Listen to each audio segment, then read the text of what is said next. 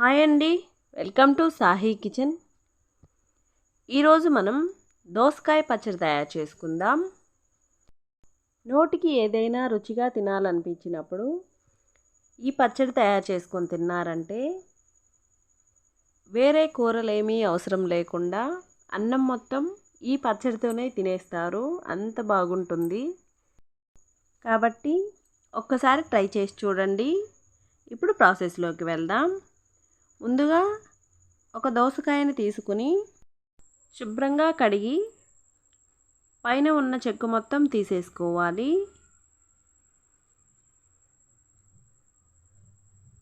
ఈ విధంగా మొత్తం చెక్కు తీసేసి ఇప్పుడు సన్న ముక్కలుగా కట్ చేసుకుందాం. ఈలోపు ఒక చిన్న రిక్వెస్ట్ అండి, మన ఛానల్ని ఎవరైనా ఫస్ట్ టైం చూస్తుంటే ప్లీజ్ వీడియోని లైక్ చేసి వీడియోని చూడండి. ఈ విధంగా సన్న ముక్కలుగా కట్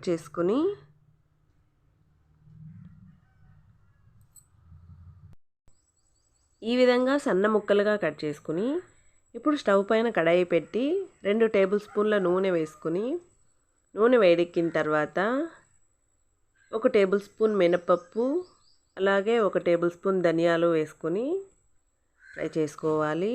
ఇవి కొద్దిగా ఫ్రై అయిన తర్వాత ఎండుమిరపకాయలు కూడా వేసుకొని ఫ్రై చేసుకోవాలి.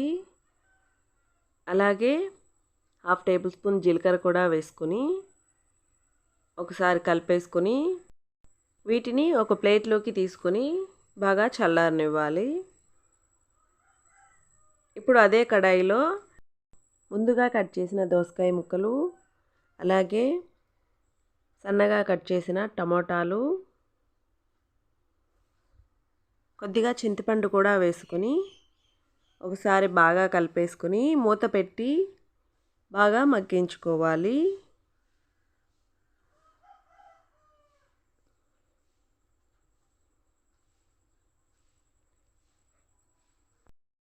ఈ విధంగా మగ్గిన తర్వాత ఇప్పుడు స్టవ్ ఆపేసి పూర్తిగా చల్లారనివ్వాలి.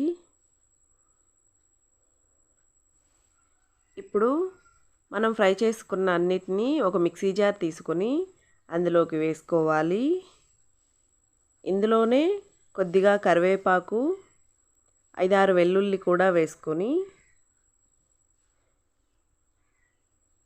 రుచికి సరిపడా ఉప్పు కూడా వేసుకొని మెత్తగా మిక్సీ పట్టుకుందాం.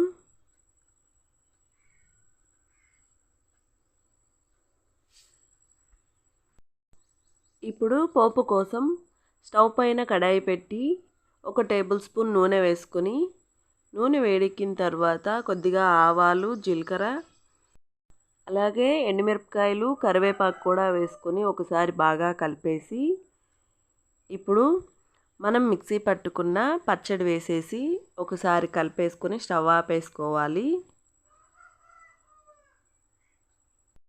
చూసారు కదా, చాలా సింపుల్గా దోసకాయ పచ్చడి తయారు చేసుకోవచ్చు. చాలా టేస్టీగా కూడా ఉంటుంది.